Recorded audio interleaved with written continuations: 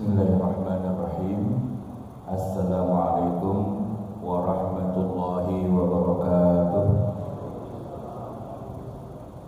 Alhamdulillah, wassalatu wassalamu ala rasulillah Nabiyyina Muhammadin ibni Abdillah wa ala alihi wa sahbihi wa man walah, amma ba'du. Hadirin jamaah yang dirahmati Allah, kajian tentang fikih muamalat kita ini hari ini akan membahas kaitannya dengan kan kita baru saja ganti tahun ya, dari tahun 2022 masuk ke 2023, dan setiap tahunnya kan kita sering juga merayakan atau menyambutlah datangnya tahun baru. Nah, kita bukan mau bahas tentang hukum merayakan tahun baru gitu ya, bukan. Tapi begini, ini kaitannya dengan fikih, bahwa selama ini kita ini sebenarnya sudah berada jauh sekali dari zaman Al-Quran diturunkan, zaman Nabi.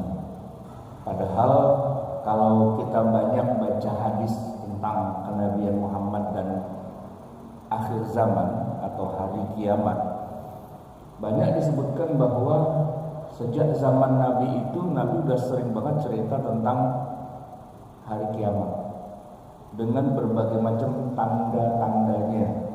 Ada hadis yang terkenal itu Pak, hadis Jibril, yang ya terjadi dialog lah apa tanda-tandanya hari kiamat. Misalnya ketika Jibril mengatakan antalidal amatu rabbataha, budak-budak wanita itu akan melahirkan tuannya. Terus dan yang lebih parah lagi, hadis yang lain itu menyebutkan bahwa antara aku dengan hari kiamat itu dekat sekali, kata Nabi.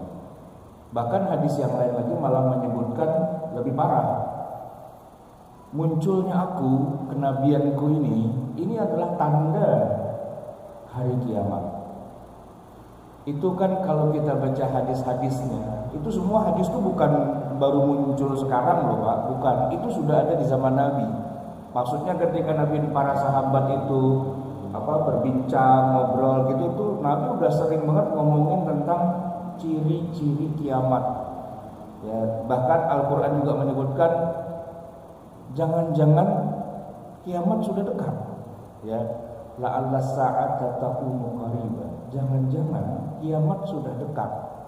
Nah, tapi begini Pak, ternyata kalau kita lihat fakta di lapangan dengan dalil-dalil yang banyak tadi itu, rupanya nggak klop.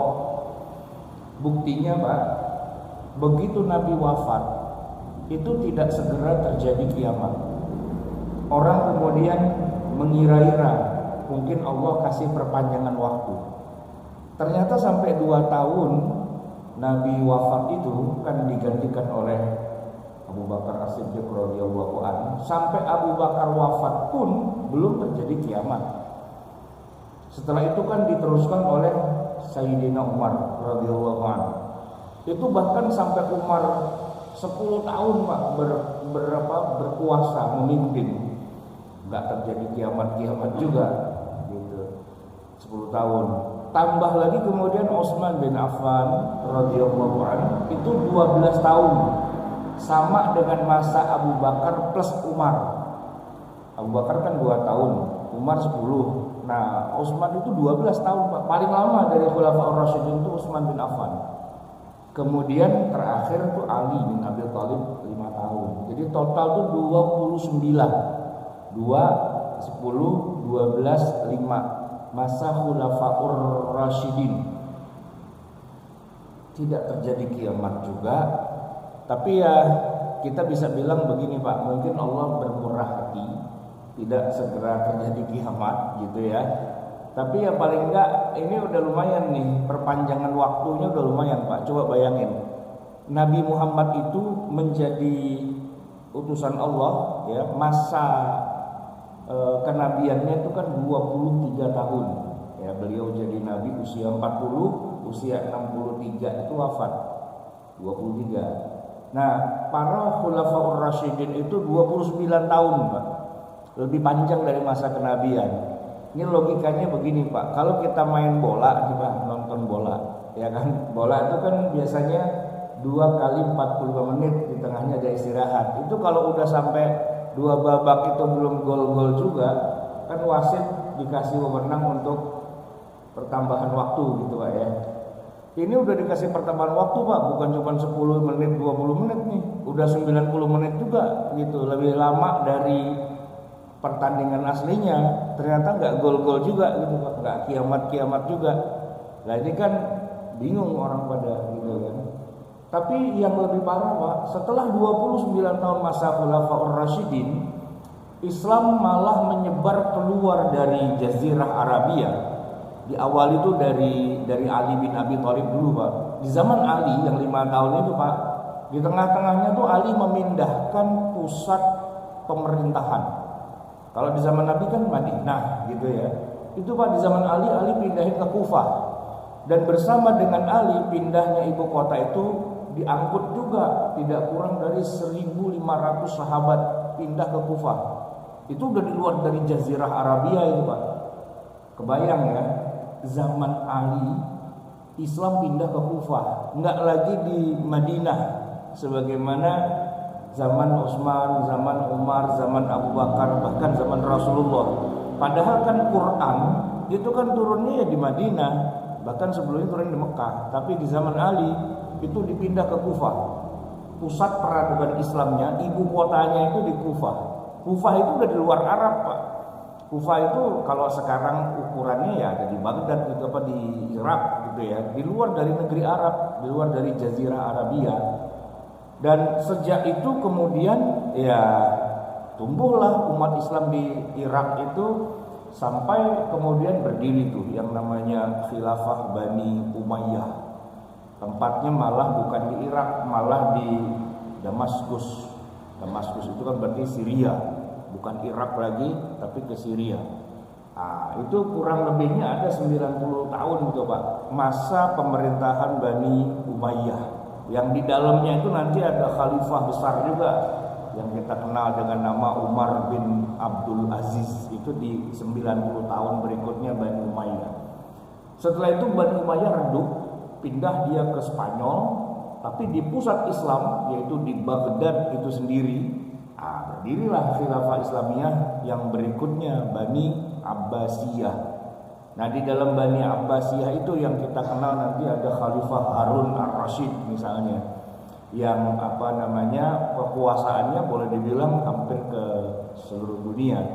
Tapi Bani Umayyah yang tadinya ada di Damaskus yang redup itu, ya, mereka pindah boyong ke Andalusia, ke semenanjung Iberia, melewati selat Jabal Tariq dan berdiri di sana khilafah Islamiyah Bani Umayyah jilid 2. Dan itu bareng itu, Pak. Kalau di barat itu di Spanyol, kalau di timur itu di Baghdad, itu bareng. Dan masa seperti itu cukup lama, bisa sampai kurang lebihnya 500 tahun itu. Lama itu Bani Abbasiyah.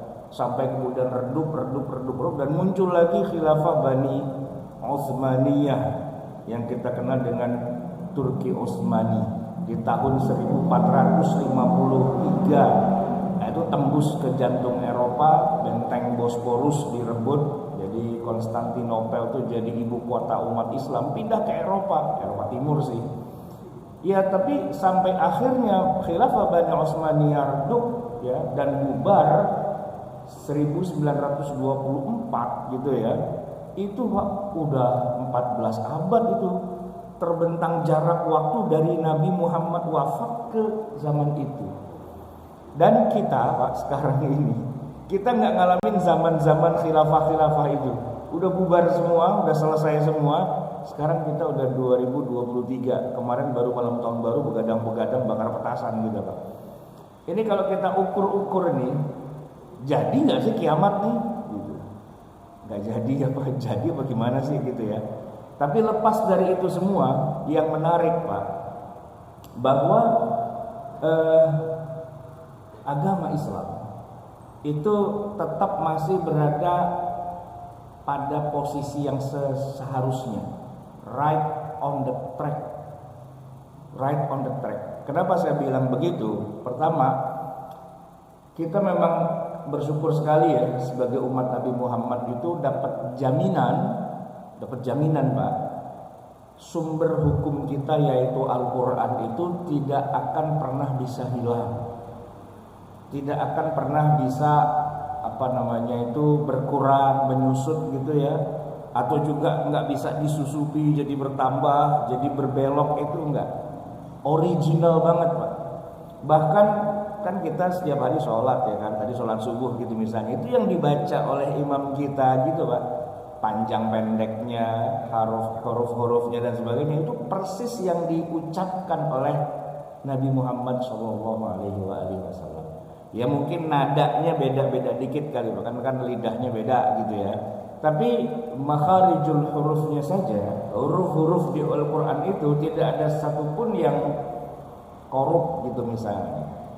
Walaupun nanti ada masalah yang keduanya, ini bahasanya terjaga banget, tidak ada istilahnya alih bahasa dalam Al-Quran. Bahkan sebagian ulama mengharamkan ada istilahnya Quran itu diterjemahkan gitu ya. Maksudnya orang kalau baca terjemahan Quran boleh, tapi jangan pernah mengira bahwa terjemahannya itu adalah Al-Quran. Itu jangan sempat terfikir kayak gitu. Maka tidak boleh misalnya orang sholat gitu baca terjemahan Quran itu tidak sah gitu. Orang tilawah baca Quran terjemahannya doang itu tidak sah, tidak diterima dan tidak dapat pahala. Ya kalau mau dapat pahala sebagai ritual ibadah, Quran harus dibaca apa adanya, sebagaimana Jibril dulu menurunkan pada Nabi Muhammad dan sebagaimana Nabi Muhammad mengajarkan kepada para sahabat bunyinya, maka bunyi itulah yang kita tiru sampai hari ini dan tidak ada perubahan bunyinya, suaranya. Nah, Nabi menjamin setiap huruf yang kalian bunyikan itu dihitung satu pahala yang di booster atau diperkuat, diamplify menjadi 10 kebaikan. Maka Nabi mengatakan jangan dikira alif lam mim itu satu huruf, itu 3 huruf. Alif 1 huruf dan lam 1 huruf dan mim 1 huruf dikali 3, jadi 30 kebaikan. Baru kita baca alif lam mim doang yang tidak ada maknanya. Kebanyakan mufasir itu kan tidak menafsirkan alif lam mim itu apa. Ya pokoknya alif, lam dan mim, baca aja yang benar gitu ya. Kalian dapat pahala 30. Itu enggak difahami, enggak dijadikan sebagai pedoman hidup Pak, cuma dibaca doang aja, itu udah dapat pahala. Nah, dengan cara atau teknik seperti itulah enggak kiamat-kiamat pun santai Pak. Kenapa? Karena kita punya Quran yang enggak akan hilang. Karena dia dibaca terus setiap hari, bahkan membacanya saja pun itu tetap original gitu. Original. Bahkan, nah ini yang unik Pak, dibaca oleh umat manusia yang lisannya, lidahnya itu beda-beda. Ya, dan kalau mau statistiknya begini Pak. Jumlah umat Islam sedunia sekarang ini memang belum sampai 2 miliar sih, baru sekitar 1,9 miliar. Penduduk bumi ini 7 miliar lebih, hampir mendekati angka 8 miliar. Ya taruhlah 8 miliar gitu ya. Terus umat Islam 1,9, ya udah kita buletin misalnya 2 miliar. Berarti dari 8 miliar umat manusia di muka bumi yang beragama Islam itu 2 miliar lah taruh begitu. Tapi gini Pak, yang 2 miliar ini ya, itu ternyata tidak semuanya bangsa Arab. Justru Arabnya itu minoritas di tengah populasi umat Islam sedunia. Kalau disebut negara mana yang paling banyak jumlah penduduk muslimnya, nggak ada satupun negara Arab masuk di situ Pak. Nomor 1 Indonesia dengan 200 juta lebih lah ya. Kita tuh kuota haji kita itu kan sudah 215.000. Itu kan 1/1000 dari jumlah penduduk muslim. Nomor 1 Indonesia, nomor 2 India, 3 Pakistan, gitu. 4 apa ya saya lupa, Iran atau apa gitulah ya. Nah Saudi Arabia dan sebagainya itu ada di belakang. Jadi Dari hampir 2 miliar umat Islam di dunia, itu penutur asli berbahasa Arab, Pak, itu hanya sekitar 300.000 saja, 300 juta saja. 300 juta dari hampir 2 miliar. Itu kan kecil banget angkanya, Pak. Ya, 3 banding 20 itu berapa sih? 1/7 ya, atau 1/6 lah gitu kira-kira. Hanya 1/6 gitu, Pak, dari populasi muslim sedunia yang berbahasa Arab. Dan Quran kan bahasa Arab. Dan Quran dibaca oleh seluruh umat Islam. Berarti yang faham secara dasar lah gitu ya. Maksudnya kan itu Quran bahasa Arab. Kalau orang Arab, logika sederhananya ya nyambung-nyambung dikit lah isi Al-Quran. Walaupun secara detail sih nggak paham banget juga, tapi paling nggak nyambung dikit gitu ya, karena dia berbahasa Arab. Itu cuma 1/6-nya, Pak.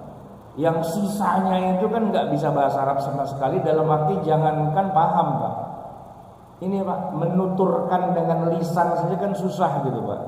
Kita nih kalau nggak belajar bahasa Mandarin gitu, Pak, kan susah tuh. Makhorijul hurufnya bahasa Mandarin itu susah tuh. Banyak huruf kho sama huruf shot gitu kan kalau bahasa Mandarin. Nanti bahasa apa lagi itu kan banyak jenis-jenis konsonan mereka yang nggak ada di kita. Jadi kita susah loh mengucapin kayak gitu. Nggak usah jauh-jauh lah. Bahasa Perancis gitu kan yang banyak gitu ya, semprong gitu, yang prong-prong, nah begitulah. Itu kan aneh gitu buat kita, kan susah kita melafazkan bahasa mereka itu. Jangankan paham, melafazkan aja susah loh bahasa asing itu. Dan umat Islam itu susah banget loh melafazkan bahasa Arab itu. Makanya tahsin tilawah itu nggak kelar-kelar, Pak, dari dulu. Kenapa? Karena kita bukan orang Arab. Baca Quran itu bahasa Arab. Bunyiinnya aja susah buat kita.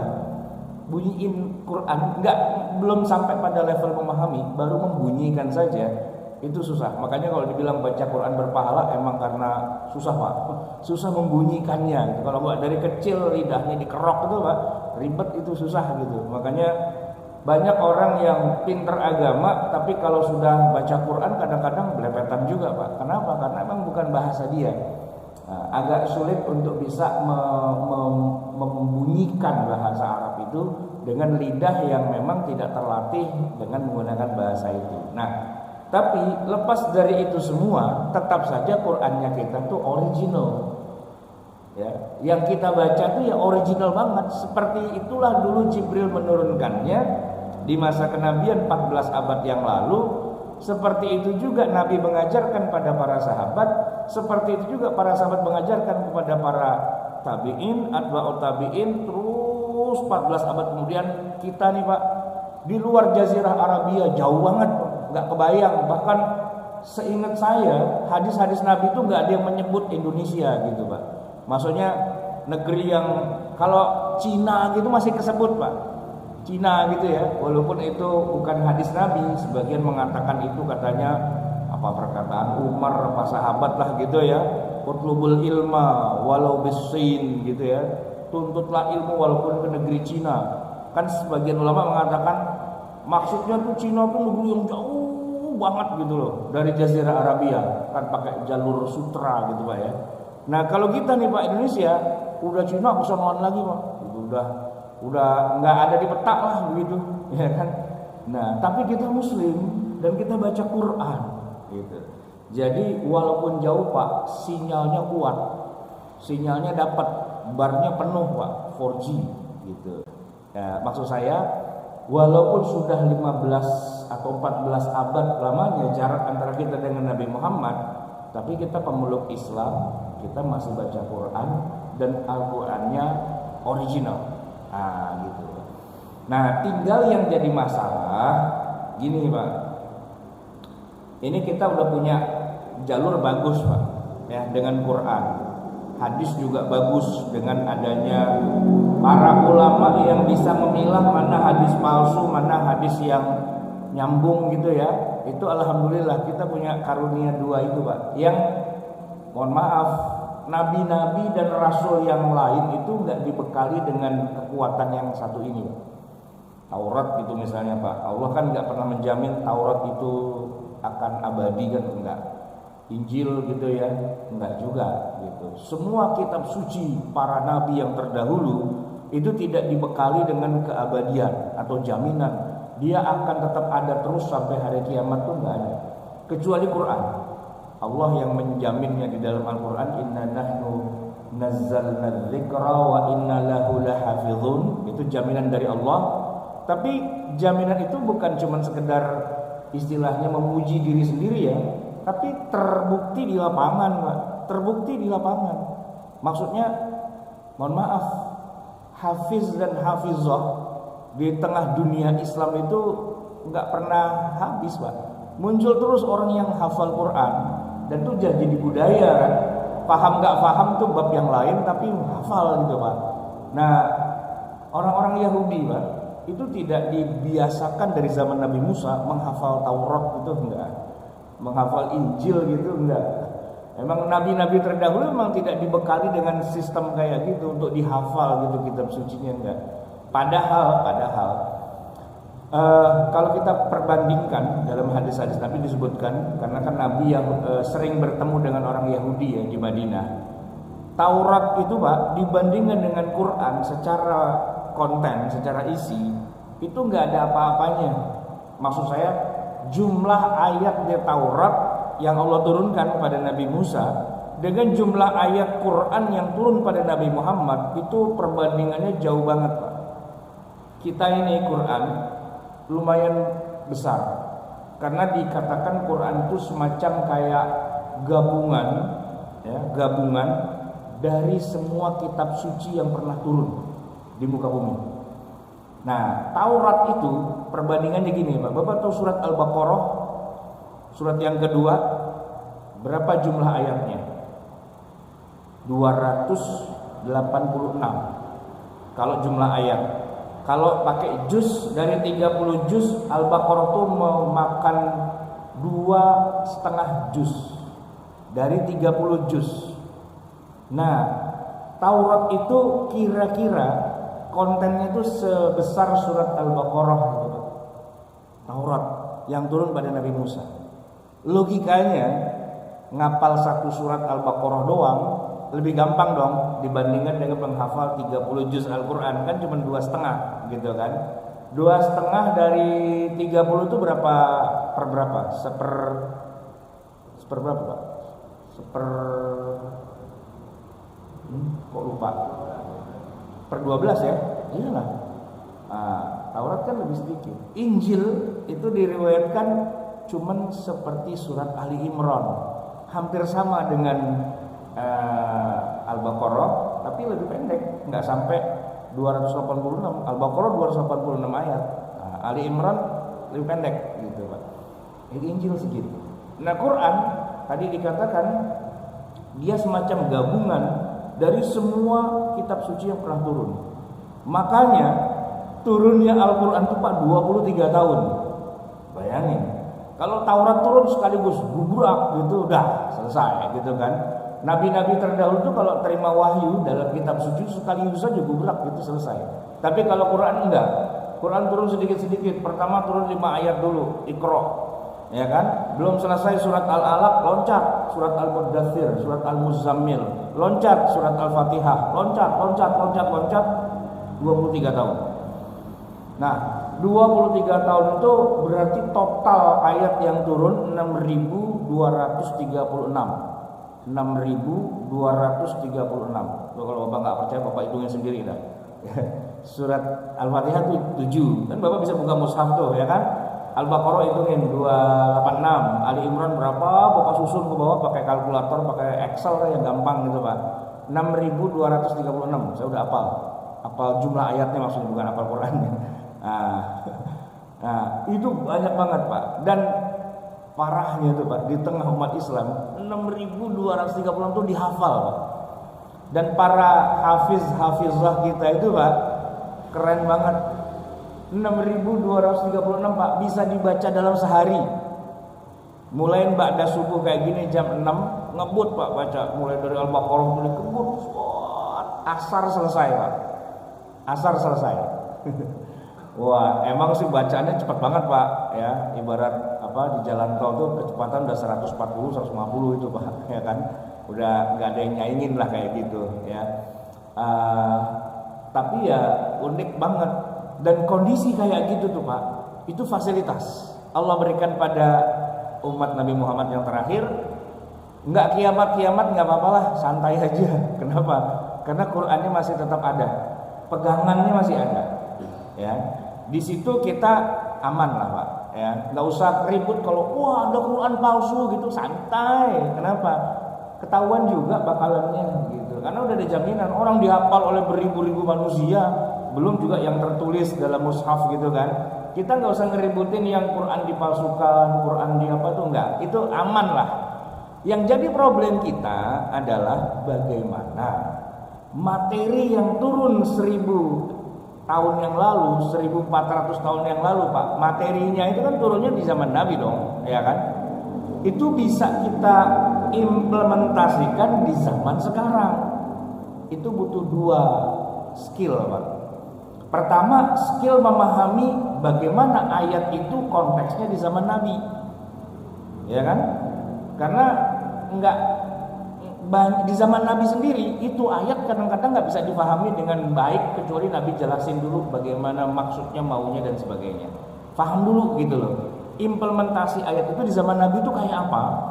Nah yang kedua, ini yang agak berat Pak, memahami zaman kita dengan dikaitkan dengan kesimpulan-kesimpulan yang ada di dalam Al-Quran berdasarkan apa yang sudah kita amati di zaman Nabi. Itu pekerjaan yang berat. Saking beratnya, orang awam suruh minggir Pak, jangan. Kenapa? Ente ngaco aja, ngerusak aja, kalau emang nggak ngerti jangan dah gitu. Ini hanya bisa dikerjakan oleh para expert, karena tingkat kesulitannya, difficulty levelnya itu udah kelas dewa gitu. Saya kasih contoh begini Pak, ibarat kata kalau orang sakitnya cuman masuk angin Pak, pilek gitu ya, ya jamu-jamuan di warung oke lah, obat-obatan kayak apa sih, obat warung itu santai lah, atau dikasih minyak angin di apa gitu oke lah. Kalau sakitnya cuman istilahnya masuk angin doang gitu Pak.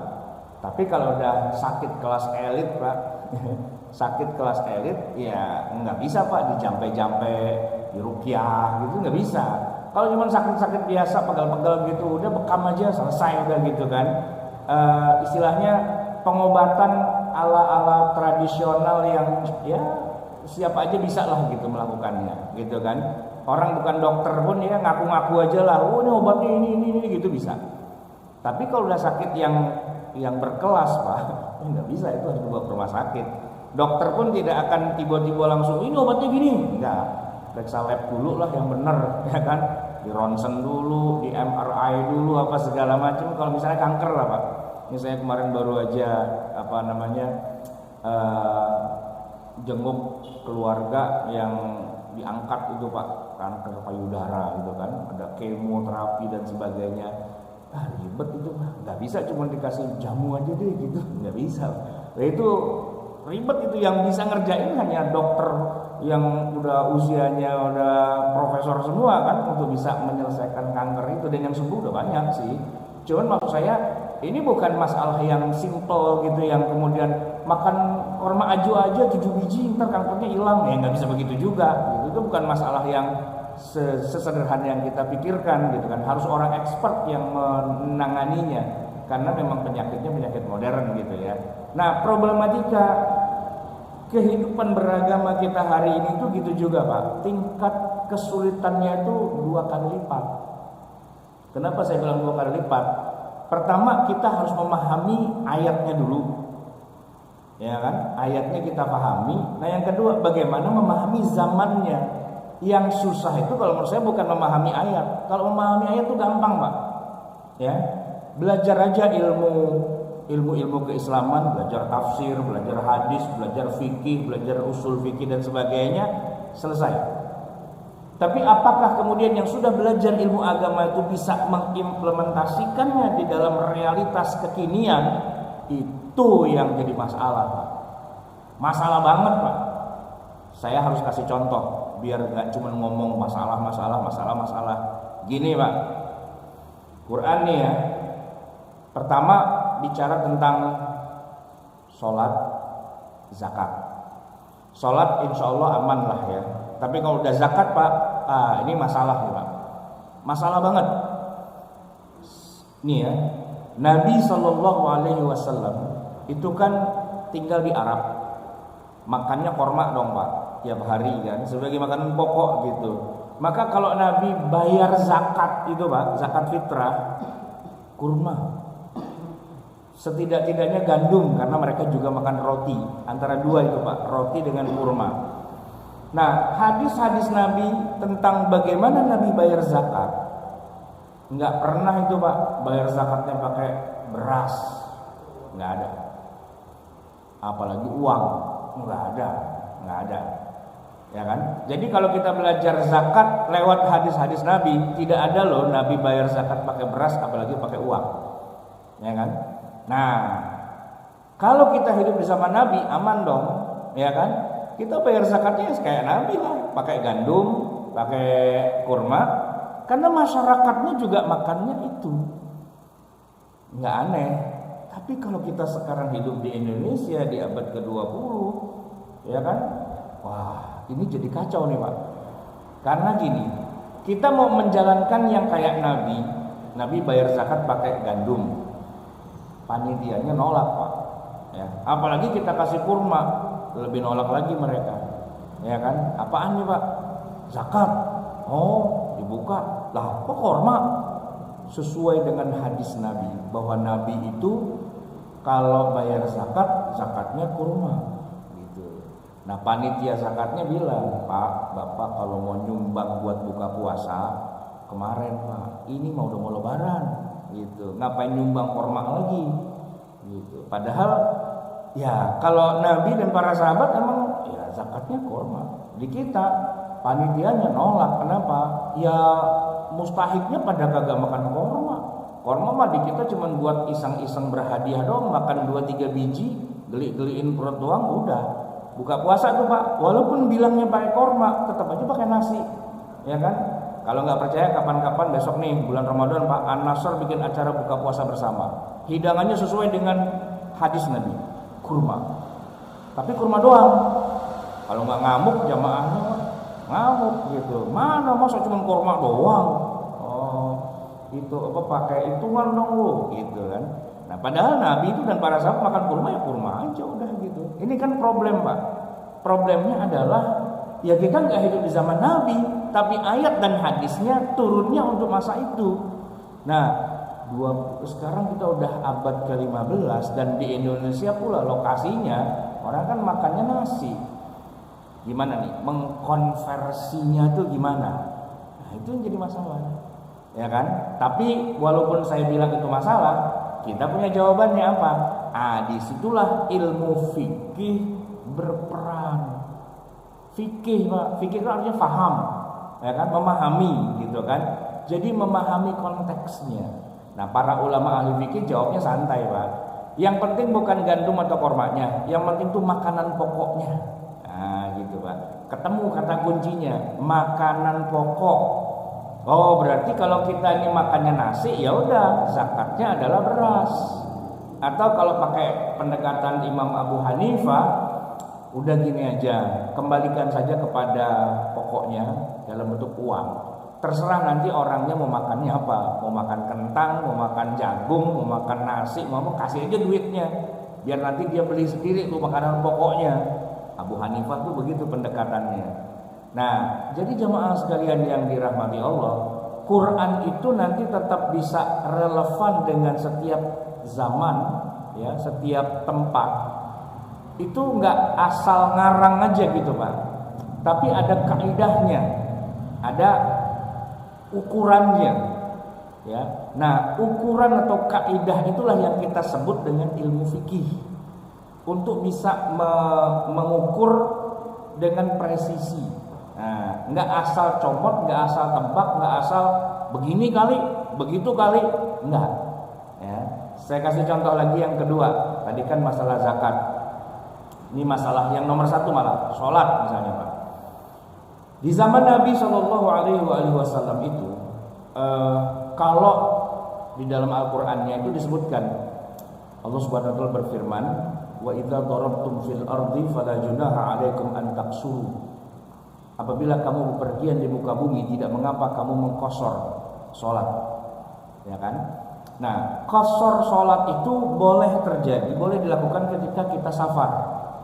Cuman safar itu kayak apa sih? Kalau di zaman Nabi, Pak, safar itu kan orang pasti naik onta dong, ya kan, nggak mungkin naik mobil atau pesawat, nggak ada di zaman Nabi, naik onta. Nabi menyebut titik itu dari Mekah sampai Usafan. Mekah, Usafan itu safar. Kurang dari itu bukan safar. Oke, itu kita kunci. Dalilnya itu. Kalau kita lihat faktanya di masa Nabi, dari Mekah sampai Usafan itu Pak 2 hari perjalanannya Pak. Karena jalannya naik onta gitu kan. Hari ini kalau kita buka Google Maps dari Mekah sampai Usafan itu cuman nggak sampai 2 jam Pak, 1 jam lebih dikit lah gitu. Karena jalan tol ya. Sekarang pertanyaannya begini, ini kita ngukurnya pakai durasi waktu atau pakai jarak? Mau dikatakan sebagai safar. Kalau yang nggak ngerti ilmu fikih, dia asal nyablak aja Pak. Oh ya sudah, berarti jaraknya berubah. Karena kalau zaman Nabi itu kan 2 hari. Kalau belum 2 hari perjalanan belum bisa safar. Ini yang nyablak nih Pak, karena nggak tahu aturan gitu ya. Nah, yang lebih benarnya adalah bukan masalah berapa lamanya, tapi berapa jaraknya. Masafatul qasri, jarak walaupun bisa ditempuh dalam waktu sekejap. Gitu. Nah itu kok bisa sampai pada kesimpulan jarak dan bukan berapa lama. Nah kita harus pahami, di masa Nabi itu sempat terjadi dialognya antara Nabi dengan Umar, ya kan. Kalau aslinya Pak di dalam Al-Qur'annya itu bukan cuma safar sih, tapi lebih dari itu, safar yang ada perangnya. Makanya ayat itu diteruskan, in khiftum ayyaftinakumul ladzina kafaru.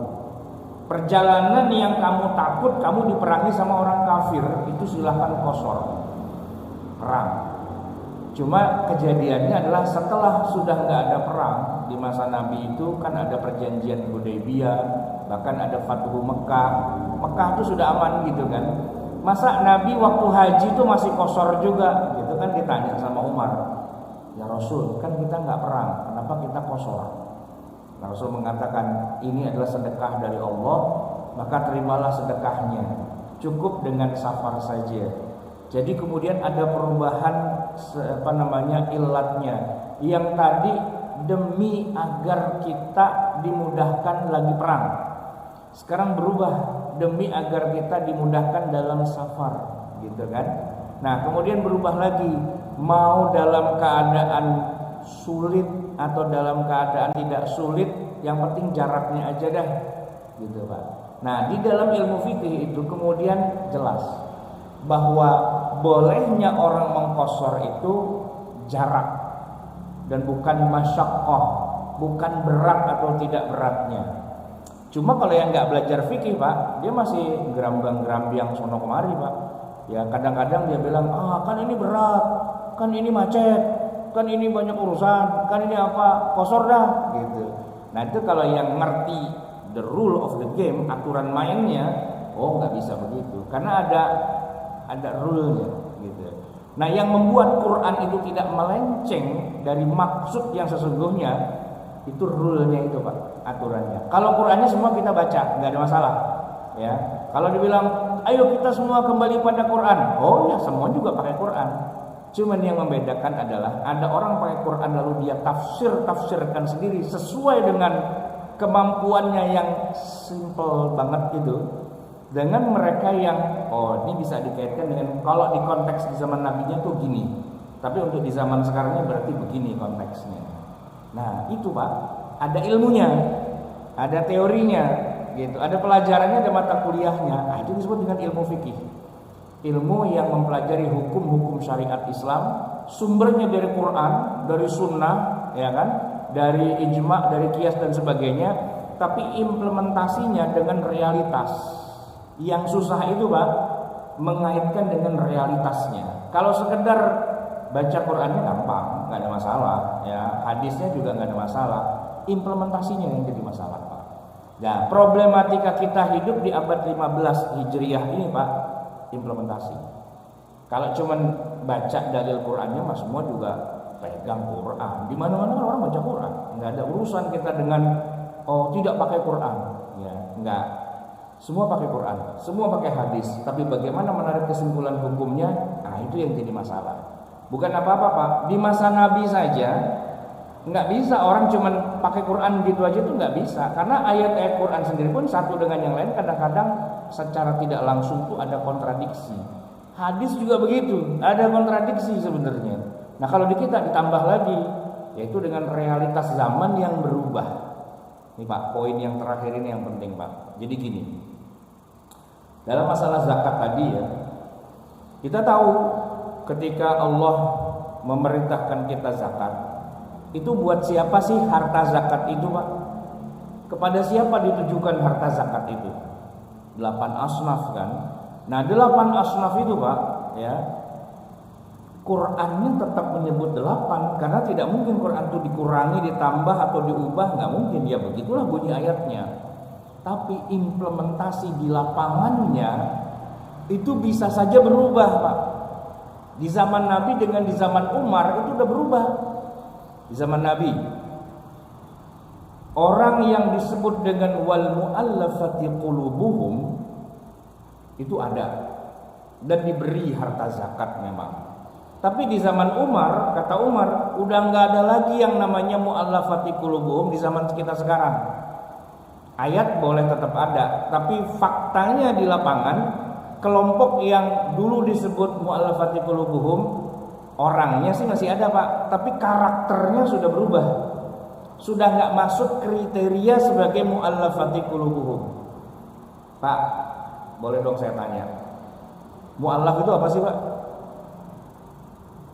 Mu'allaf, orang yang masuk Islam. Oke, nggak apa-apa. Tapi saya tanya, berarti di zaman Nabi yang mu'allaf siapa? Semua sahabat kan mu'allaf. Kan tadinya semua sahabat kafir, ya kan? Semua sahabat kan tadinya kafir. Lalu satu persatu pada masuk Islam. Pertanyaan saya, berarti setiap ada orang masuk Islam kasih zakat gitu, Pak? Apa gimana? Abu Bakar tuh tadinya kafir, Pak. Sebelum ketemu Nabi Muhammad, ya dia termasuk orang masuk Islam pertama sih, ya kan? Tapi seluruh sahabat itu tadinya kan bukan Islam, satu persatu diislamin sama Nabi. Kalau pengertian mu'allaf adalah orang masuk Islam, berarti harta zakat habis, Pak. Kenapa? Setiap ada yang masuk Islam kasih, setiap ada yang masuk Islam kasih. Oh, sehari ribuan orang yang masuk Islam, masa semuanya mau dikasih? Kan enggak begitu kan. Nah, sekarang saya tanya balik lagi, Pak, mu'allaf di zaman Nabi itu siapa? Enggak semua orang, enggak semua orang. Orang-orang tertentu aja yang disebut dengan mu'allaf. Siapa itu? Gini, Pak, ceritanya. Nabi kan punya musuh, ada 2 nih yang paling utama. Pertama, orang Mekah musyrikin, itu musuh, ya kan? Kemudian Nabi juga punya musuh di Madinah, yaitu orang-orang Yahudi. Itu sampai terjadi perang gitu kan. Tapi ada musuh jenis yang ketiga. Ini unik, Pak. Orang Arab juga sih, tapi bukan tinggal di Mekah, tinggalnya di padang pasir gitu. Mereka ini didakwahi sama Nabi, tapi ya nggak mau terima. Cuman biasanya gini, kalau Nabi ngajak orang masuk Islam nggak mau terima, gitu ya, nggak apa-apa, nggak diperangi, gitu. Ya udah damai aja. Cuman yang satu ini parah nih, Pak. Diajak masuk Islam kagak mau, ya kan? Damai juga nggak mau, gitu. Nah, padahal Nabi punya musuh gede-gede itu, ada Yahudi, ada Mekah. Nah, jadi kalau nambah musuh lagi, kayaknya nggak efektif banget, gitu kan?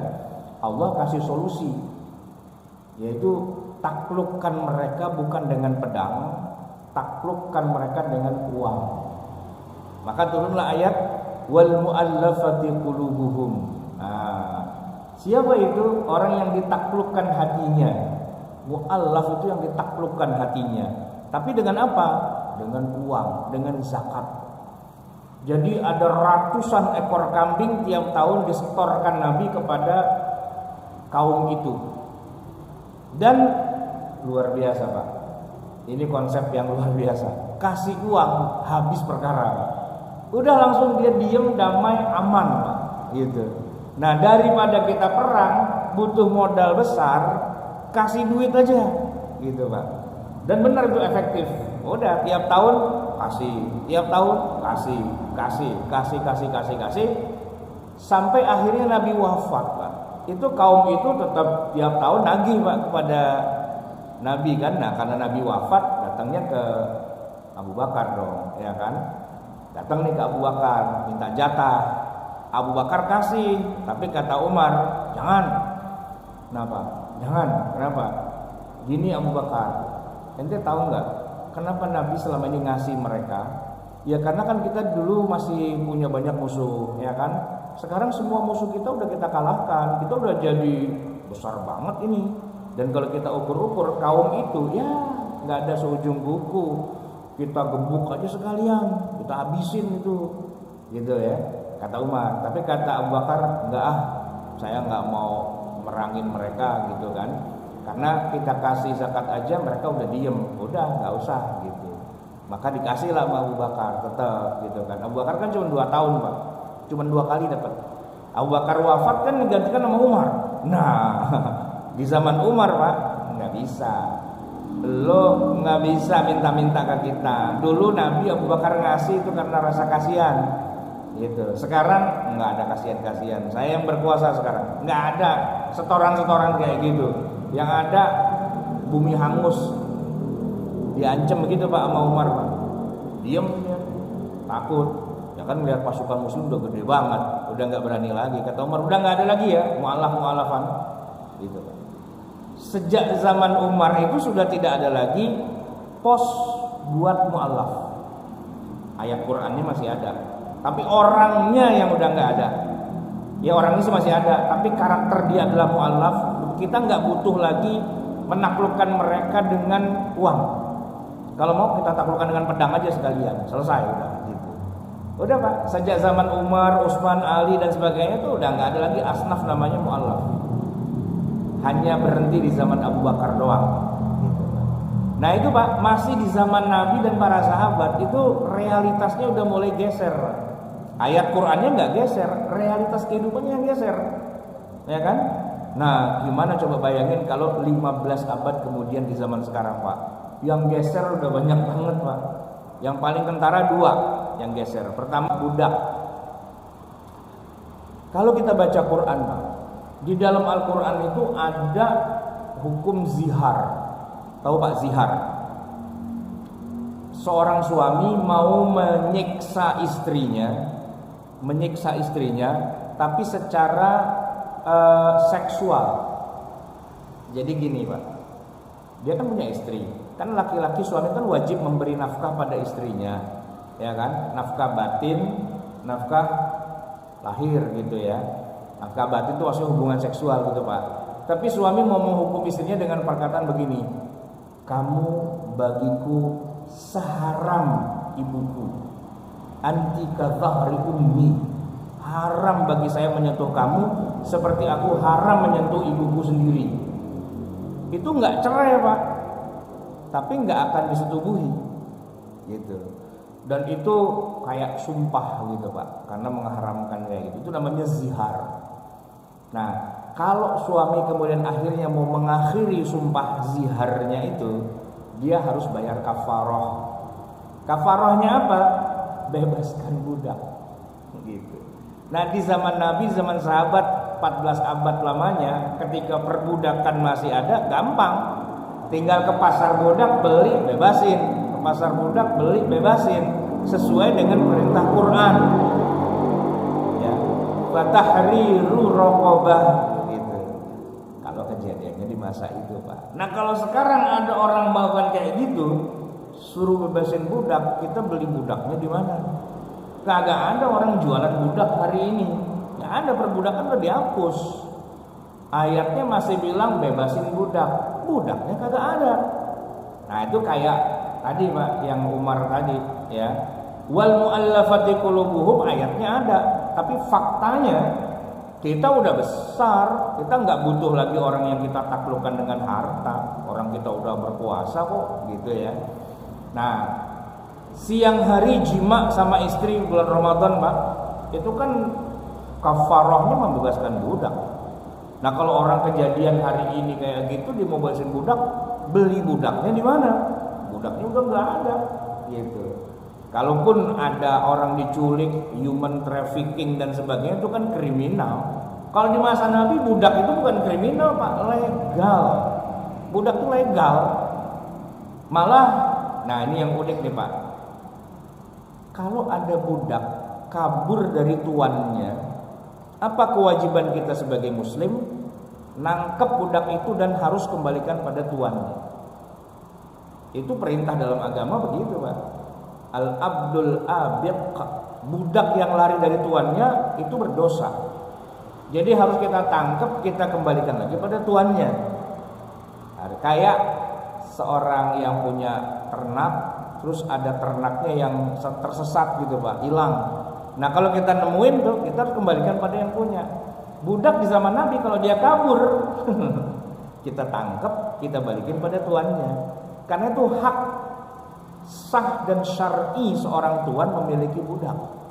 Saking syar'inya, Pak, memiliki budak, bahkan budaknya saja tidak wajib sholat Jumat. Gugur kewajiban sholat Jumat pada seorang budak di zaman Nabi, gitu, Pak. Nah, kalau zaman sekarang kan nggak ada budak, Bapak nggak bisa bilang bahwa pembantu Bapak, sopir Bapak, asisten Bapak itu adalah budak, nggak bisa.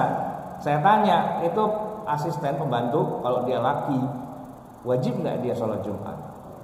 Wajib. Gitu. Kalau kita bilang dia budak, saya ngukurnya gampang. Kalau kita mau bilang perbudakan, pertanyaan saya gini, wajib nggak dia sholat Jumat? Kalau nggak wajib, oke lah itu budak. Tapi kita nggak ada yang berani mengatakan laki-laki muslim akil balik kok nggak wajib sholat Jumat. Wajib dia. Oh, berarti dia bukan budak. Ya, makanya kalau ada orang sholat Jumat itu bukannya ke masjid malah keluyuran kemana, tapi dia muslim, itu hati-hati, Pak. Jangan-jangan dia merasa dirinya budak. Gitu. Karena kalau budak emang nggak wajib sholat Jumat itu, ya kan? Jadi, Pak, ayat Qur'annya masih ada, tapi budaknya nggak ada. Nah, itu repot itu, Pak. Balik lagi ke zakat gitu juga. Al-Quran itu menyebutkan orang yang menimbun emasnya, menimbun peraknya. Jadi emas sama perak kalau di zaman Nabi, Pak, itu kan alat tukar. Kalau kita nyebut uang hari ini, Pak, yang kebayang itu kan lembaran-lembaran. Tapi kalau kita nyebut uang di masa Nabi, yang kebayang itu adalah koin-koin emas, koin perak. Nah, Quran nyebutnya siapa yang menimbun emasnya, koin emasnya atau koin peraknya dan tidak dikeluarkan zakatnya, itu nanti emas dan peraknya di hari kiamat akan dibakar.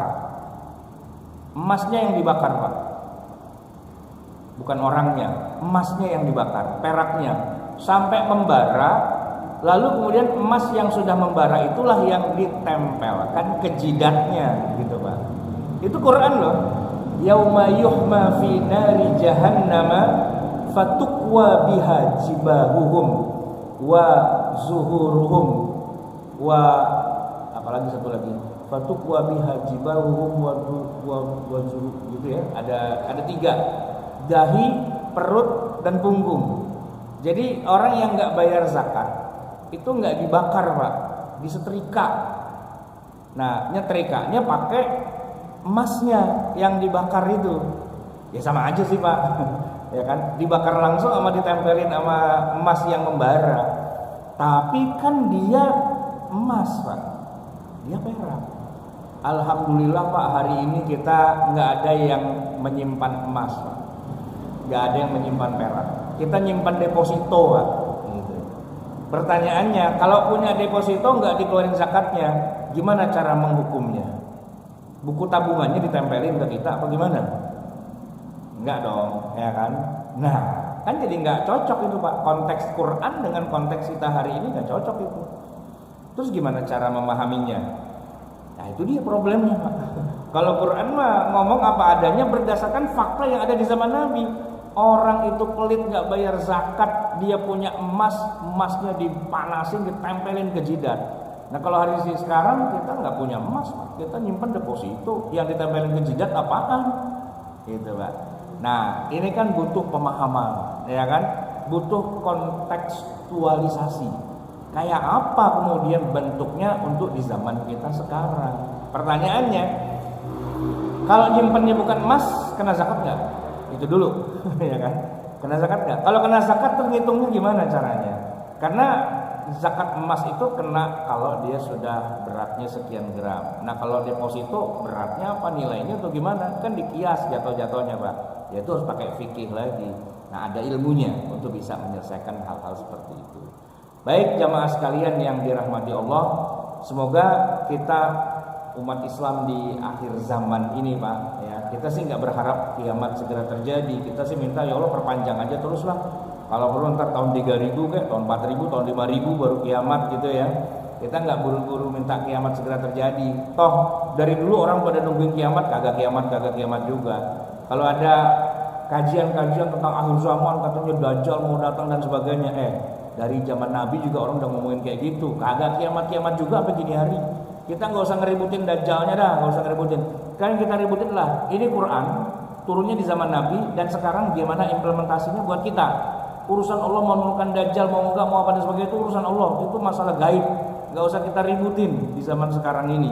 Yang kita ributin adalah gimana mengimplementasikan Quran dan Sunnah yang konteks di zaman Nabi itu biar relevan dengan realitas kita hari ini. Tugas kita itu bukan ngurusin Dajjalnya gitu loh. Ngapain ngurusin Dajjal? Enggak, belum tentu Dajjal turun sekarang juga Pak. Bisa jadi ntar tunggu tahun 5000, bisa lagi tahun 6000. Ngapain kita urusin zaman sekarang, ya kan? Yang kita urusin kita nih Pak, ya kan? Qurannya ada, hadisnya ada, implementasinya yang jadi masalah. Nah kuncinya sih di ilmu fikih, karena dengan itu ada kaidah yang mengatur dengan mudah dan kita bisa narik kesimpulannya dengan simpel dan sederhana, begitu Pak. Baik jamaah sekalian yang dirahmati Allah, kita akhiri. Semoga Allah Subhanahu wa taala memberikan selalu hidayah dan bimbingannya kepada kita. Semoga Allah Subhanahu wa taala nantinya memanggil kita dalam keadaan husnul khatimah, dimasukkan kita ke dalam rombongan Nabi Muhammad SAW yang bergerak menuju pintu surganya. Amin ya rabbal alamin. Aqulu qouli hadza wa astaghfirullahal azim li wa lakum. Wabillahi taufiq wal hidayah. Wassalamualaikum warahmatullahi wabarakatuh.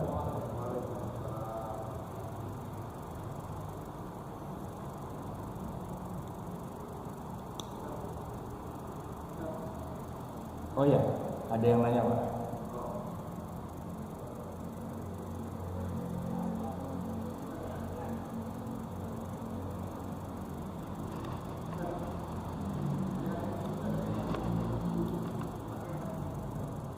Assalamualaikum warahmatullahi wabarakatuh. Waalaikumsalam.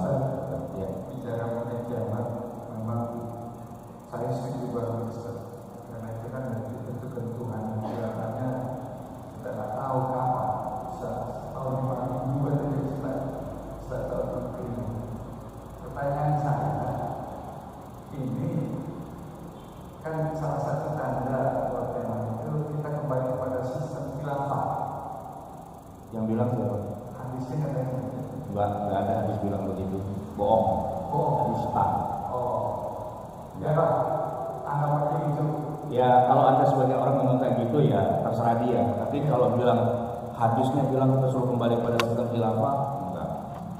Nah, ini masalah yang saya tanyakan. Banyak orang yang sekarang ini pada ngejar mau membangun sistem khilafah sekarang, sehingga akhirnya bentrok sama sistem negara-negara yang lain. Seperti sistem Republika, sistem kerajaan Saudi, itu Ustaz. Nah ini mohon untuk Ustaz bagaimana yang sikap teman-teman ini.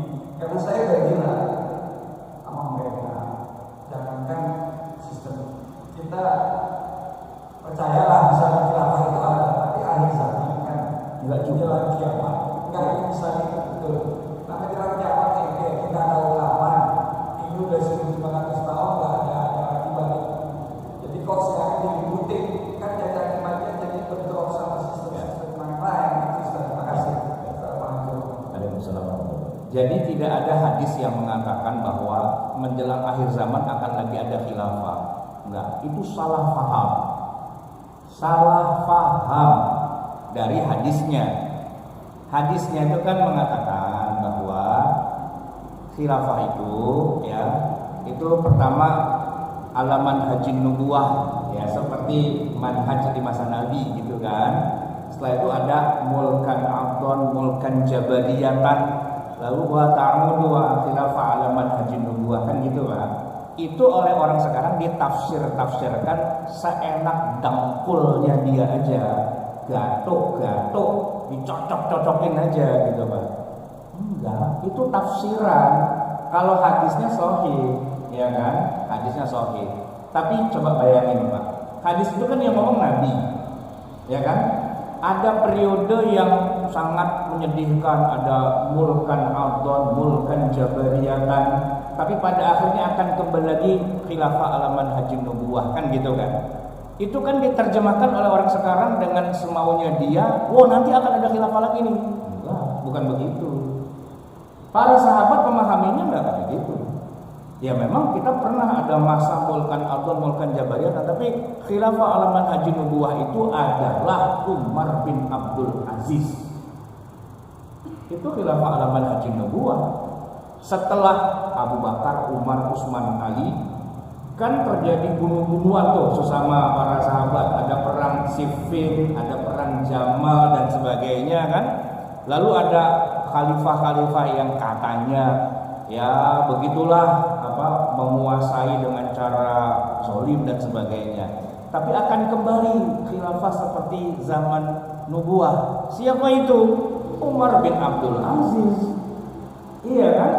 Tafsirannya salah nggak Pak? Menafsirkan bahwa itu adalah Umar bin Abdul Aziz, salah nggak? Enggak dong, enggak.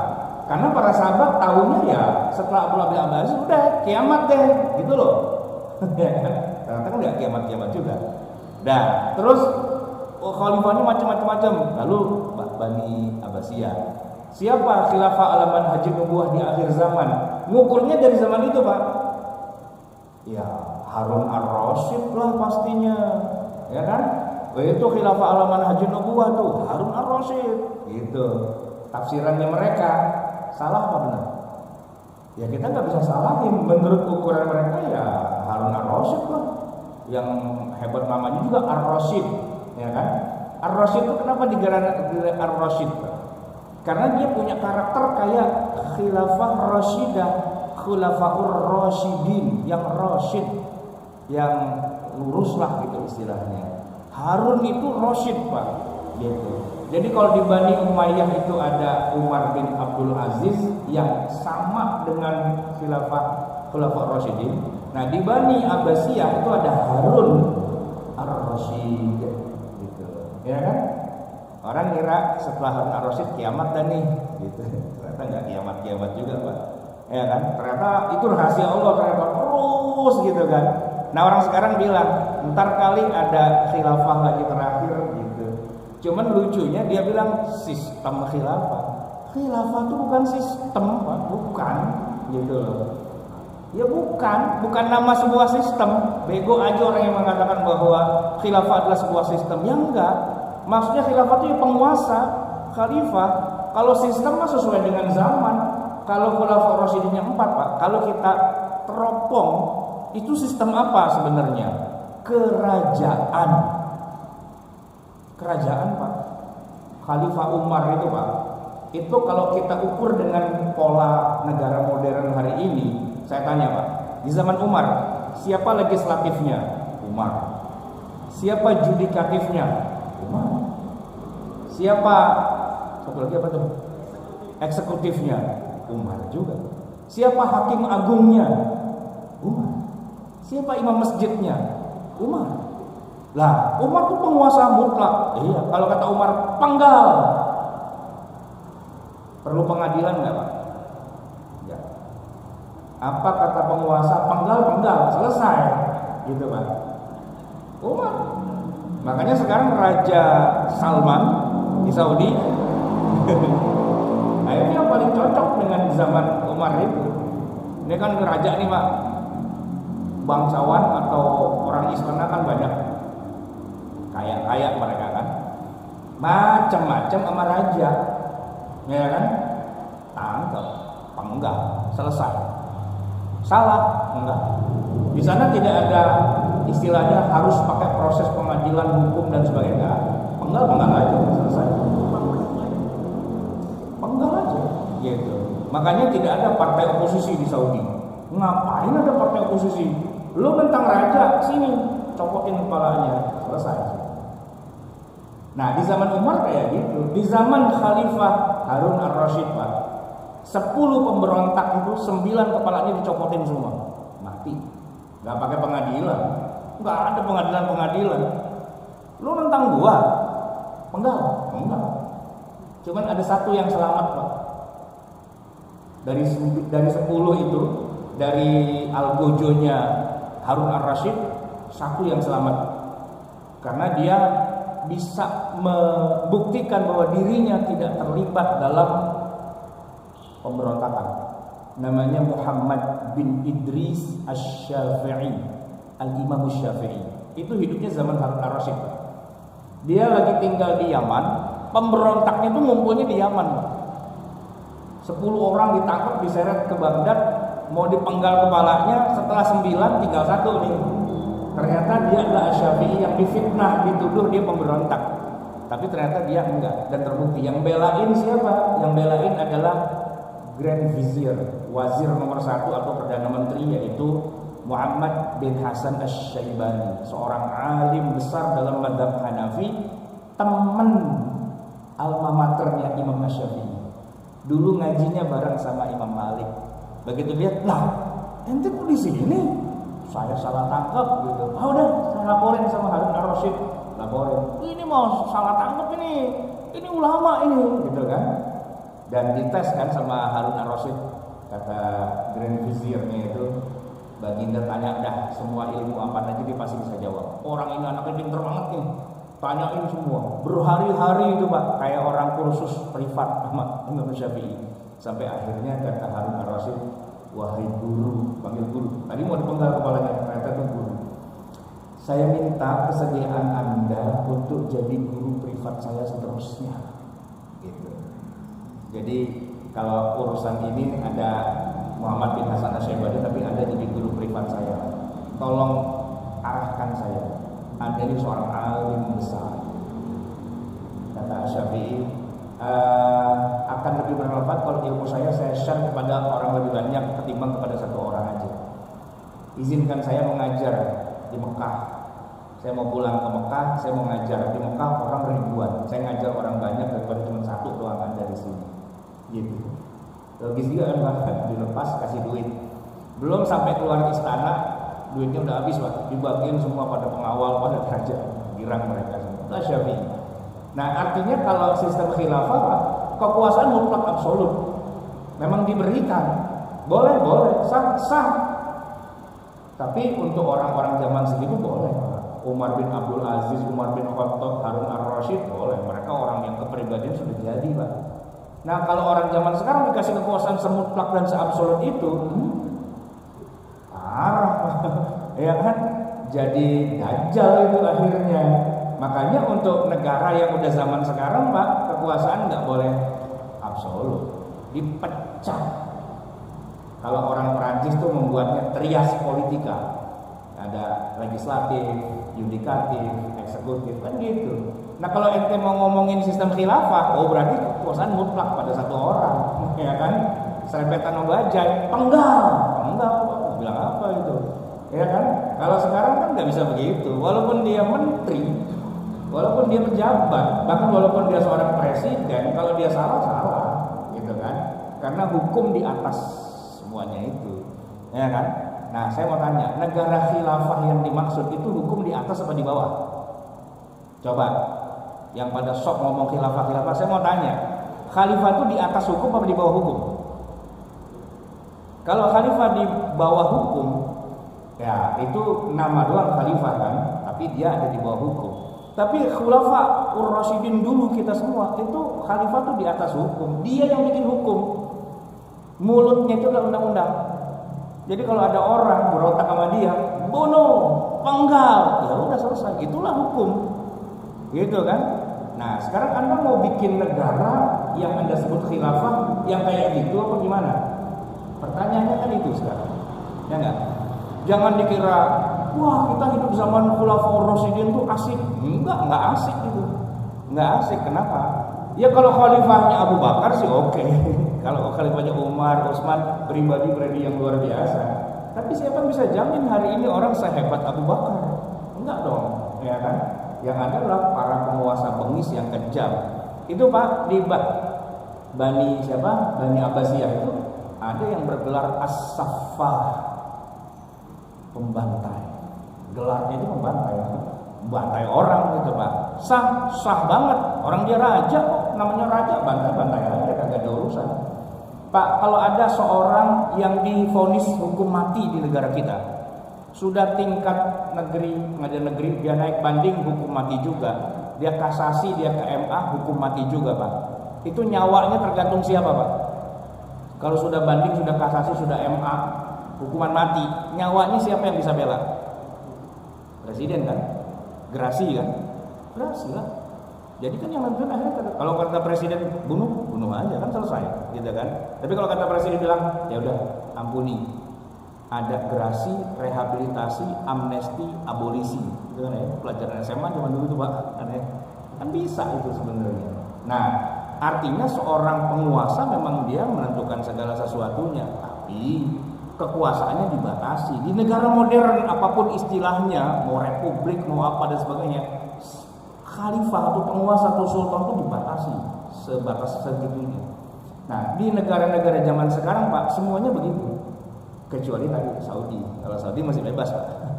Saudi bebas. Anda jangan macam-macam di Saudi. Ya, penggal selesai, udah nggak ada urusan. Dan rajanya nggak bisa dituntut Pak. Kenapa? Karena dia di atas hukum. Gitu. Nah, khilafah zaman dulu di atas hukum dia yang bikin hukum. Sekarang kita udah modern, ya kan? Udah modern itu ada kekuasaan dibagi-bagi. Ya tetap masih ada masalah Pak, ya kan? DPR-nya korupsi biasa, gitu kan? Jaksanya, hakimnya bisa disogok, iya. Polisi bisa disogok, iya. Tapi akan jauh lebih baik kekuasaan di-split, dibagi-bagi itu ketimbang ke zaman dulu ke satu titik gitu. Ya kayak zaman Soeharto Pak, kekuasaan di tangan Soeharto semua.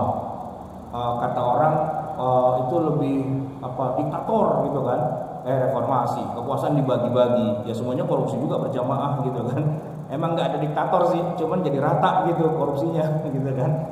Ya nggak lantas lebih baik juga sih, tapi begitulah zaman gitu kan. Jadi kalau dibilang ayo kita kembali kepada sistem khilafah, khilafah itu apa? Apa yang masuk dengan khilafah?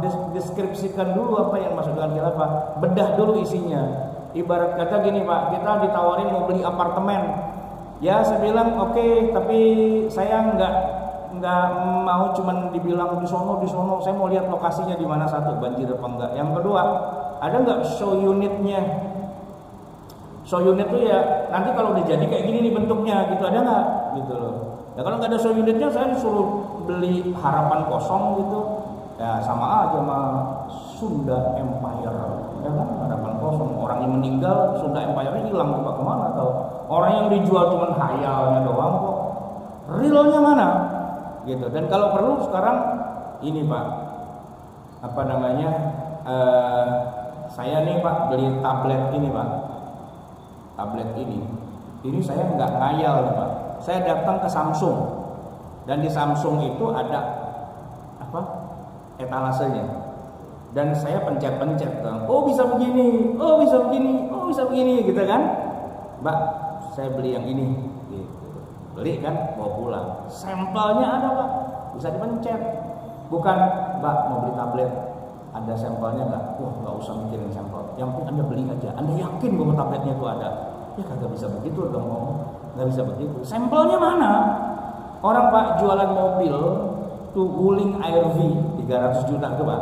Sebelum dia jual Pak, dia pamerin dulu tuh di mana, di BSD itu kan.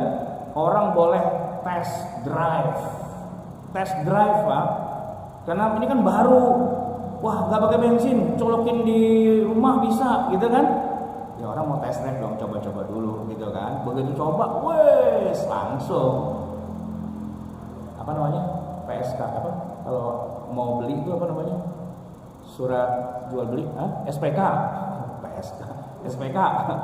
Wah itu langsung antri Pak sekarang. Bapak kalau beli wuling sekarang belum tentu ada Pak. Mungkin inden berapa lama lah gitu kan. Kenapa? Orang udah nyobain, wih bagus nih, asik ada realnya gitu loh. Sekarang Anda ngomong khilafah, realnya mana? Contoh mana? Test drive-nya mana? Kan nggak ada test drive-nya, bohong aja loh gitu loh. Ayo dong buktikan, bikin sebuah negara miniatur kecil aja sekecamatan dah. Yang Anda maksud dengan khilafah kayak gitu. Saya mau lihat, saya mau periksa bagaimana dia ngatur ekonominya. Bagaimana dia ngatur SDM-nya, bagaimana dia ngatur segala kebutuhan kesehatan apa segala macam. Miniatur sebuah negara kecil sekecamatan aja gitu.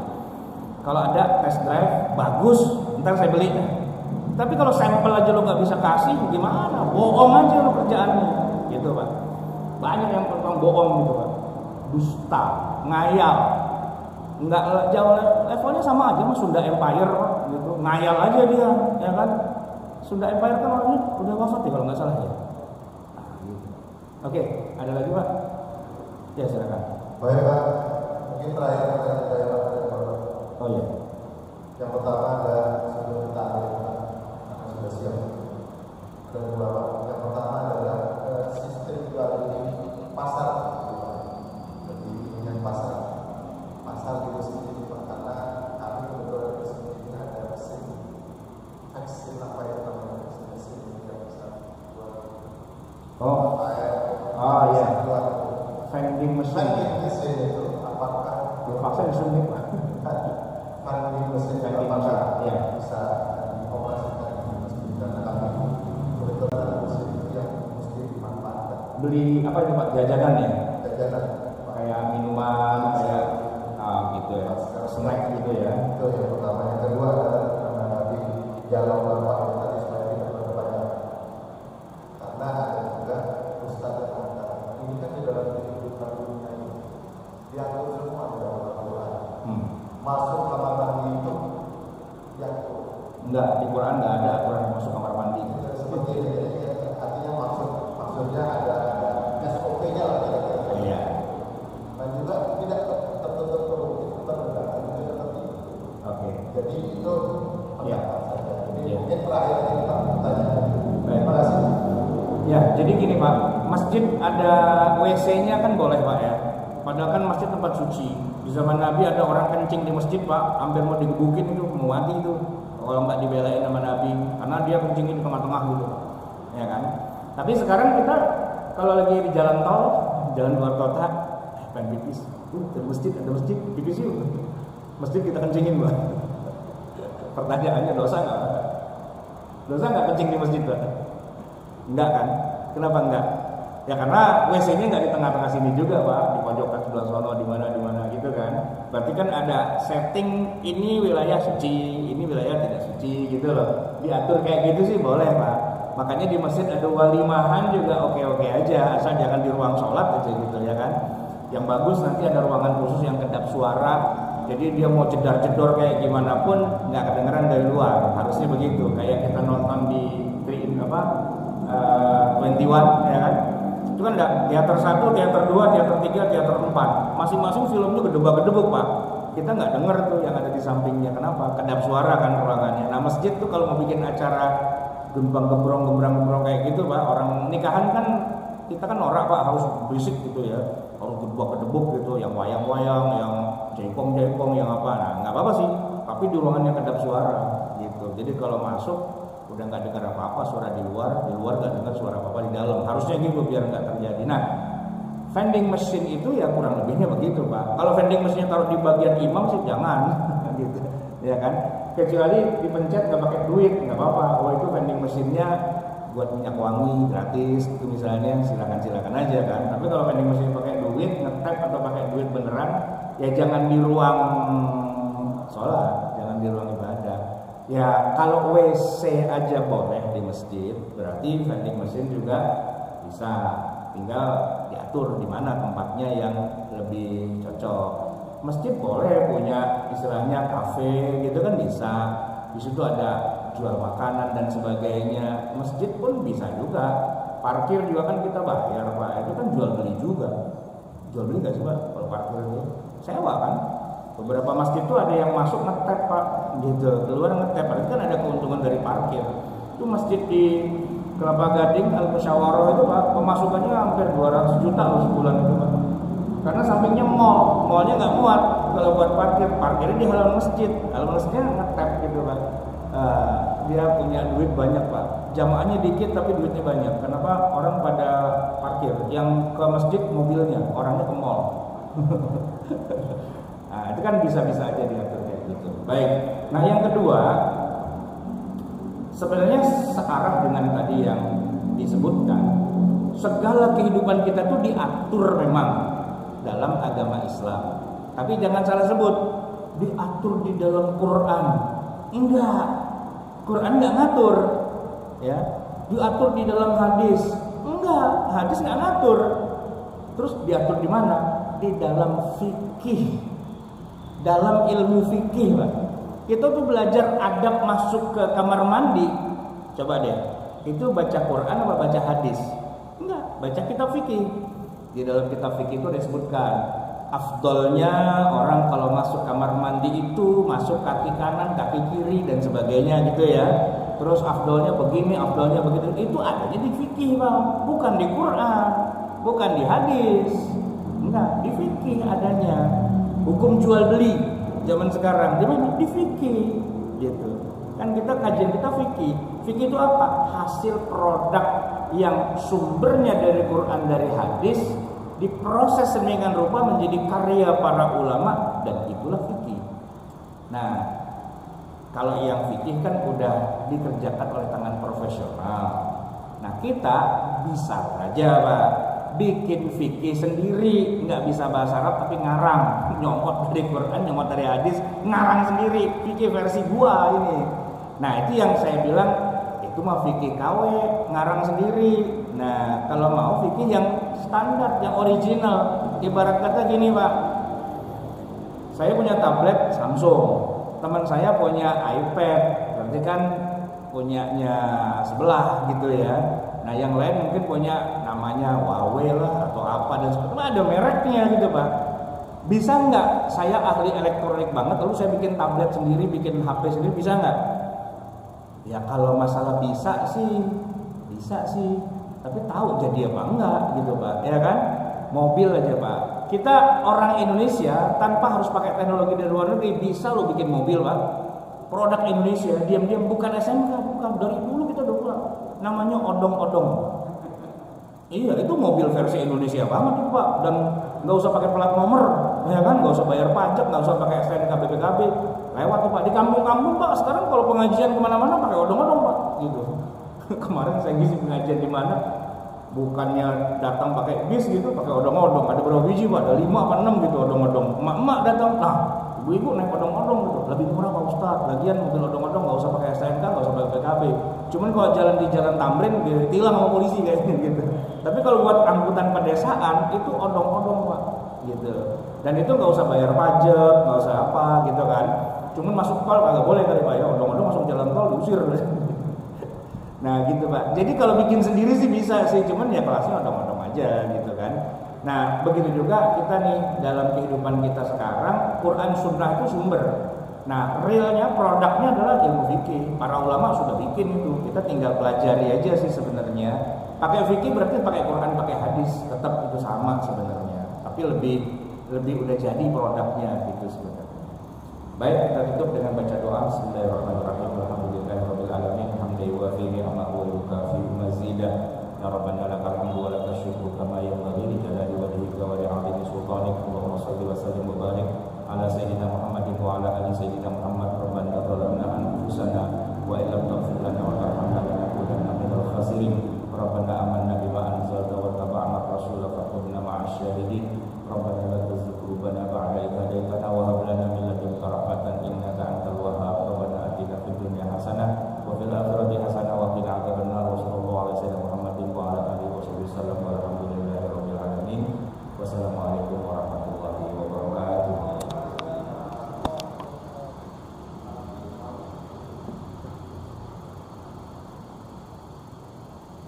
Alhamdulillah.